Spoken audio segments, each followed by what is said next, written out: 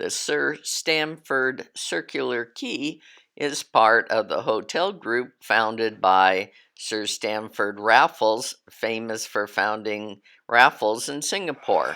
Well, we're just a few minutes away from our hotel, and I spot the famous Sydney Harbour Bridge.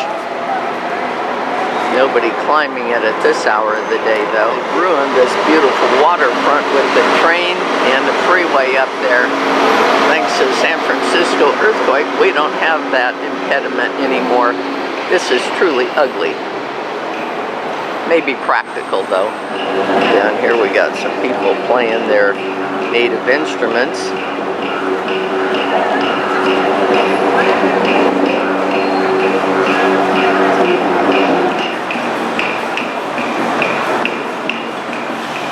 This is a customs house, Ron. And we've got lots of big modern buildings. We are on the Hop-on, Hop-off Explorer bus.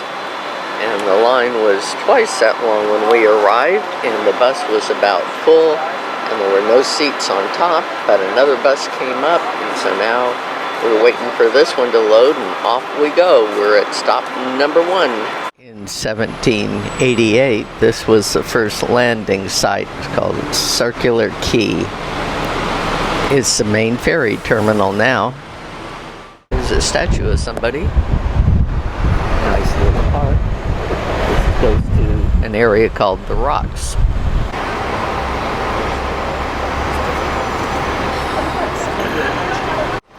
Well, I do see people standing out there. The Westfield Shopping Center is located under this tower, but is a separate business.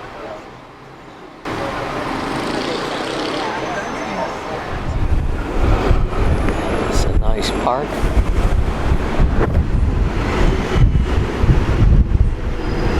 Interesting elevated pond over here. It's a beautiful church. We'll probably learn more about it later, but this is an interesting building too. The area is known as King's Cross. Used to be Queen's Cross, but they changed it. But it's quite an active place at night. Ooh, and they have light display at night. Oh.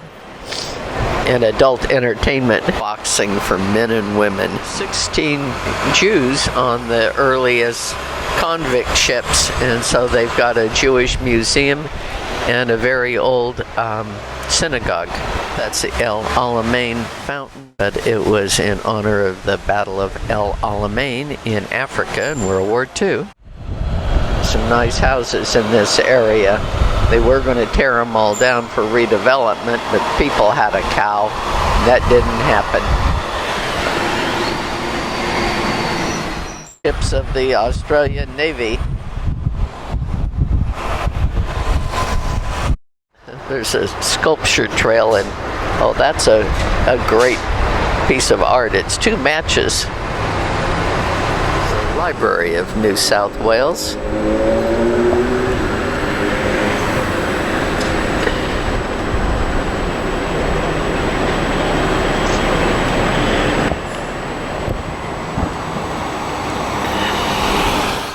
To the Opera House. We're not going to get out, but we certainly will later.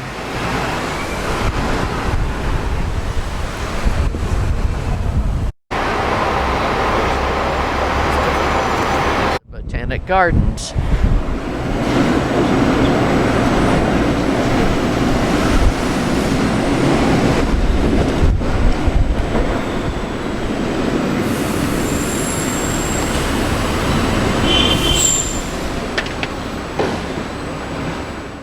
Hyde Park Barracks Museum is a brick building and compound designed by a convict architect between 1818 and 19. It was used to house convict men and boys until 1848. There's a statue of Prince Albert, matter called Albert the Good, Queen Victoria's husband. Church was built by convict-made bricks. Evidently an aquatic fitness center, and if I look down in there, I can see swimming pools. Oh, and we've got a fountain up here just for looks. There's Anzac Memorial out there, and at 11 o'clock they have a ceremony every day. This tree is full of birds.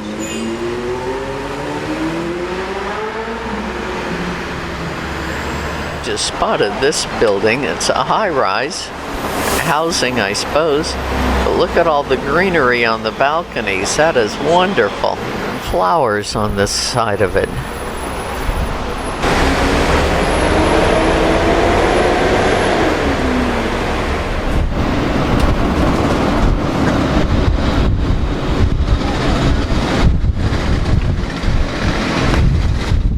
There's window washers in there. This is a University of Technology. It's a public university founded in 1988. This is an aquatic center named after an Australian swimming champion. They got spas and saunas and all kinds of other things in there. It's named for Ian Thorpe. They're Olympic medalist. Old buildings, I think these are the ones they said that are under heritage protection.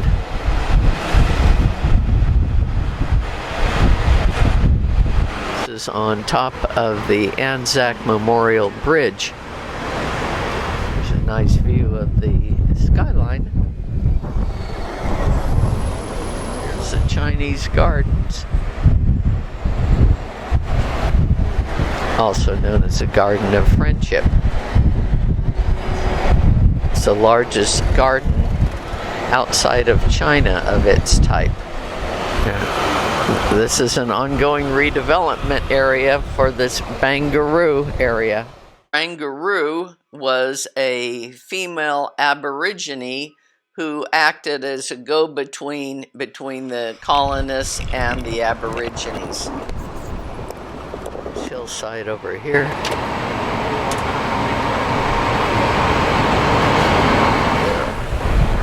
Just little fingers that stick out in the water that often have housing now. Their view of the bridge started in 1923, finished in 1932, also known as the coat hanger. There are lots of groups up here walking across the bridge. There's one group, and then there's another group over here. Seen one on the other side. They certainly aren't up this far yet.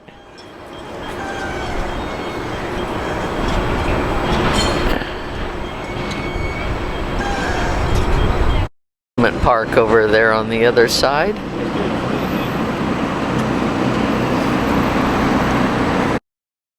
Here we have the Queen Victoria in port today, right next to the Sydney Opera House. Area called The Rocks. Looks to me like restaurants and souvenir shops. So we hopped off here to find a place to enjoy lunch. Ribs and Burgers was a great place for lunch.